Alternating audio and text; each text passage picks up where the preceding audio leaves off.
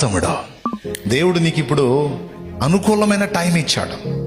ఈ అనుకూల టైంని నువ్వు కానీ చెత్త వ్యవహారాలకి టైం పాస్ చేశావంటే నువ్వు చాలా నష్టపోతావు. పక్కా నిన్ను దేవుడు పదే పదే తన యొద్దకు ఆకర్షించి రా రా రా రా రా నా యొద్ద కూర్చో, నా వాక్యమును తిను, నన్ను తిను, నన్ను అనుభవించు, నా పొందును స్వతంత్రించుకోమని దేవుడు పిలుస్తున్నాడు. ఈ మధ్య కాలంలో నీకు ఆ ప్రేరణ బలంగా కలుగుతుంది అంటే నెక్స్ట్ వేరే లెవెల్లో నిన్ను వాడుకోబోతున్నాడు దేవుడు. ఆ మెట్టుకు నిన్ను తీసుకెళ్ళబోతున్నాడు దేవుడు. పక్కా అలా దేవుడు చేయడానికి పూనుకున్నప్పుడు తరచుగా నిన్ను ఆకర్షిస్తూ ఉంటాడు. ఇక నీకు ఎవరితో గడబుద్ధి కాదు, ఎవరితో ఉండబుద్ధి కాదు, ఏమి ఇక వేరేదేది పట్టదు.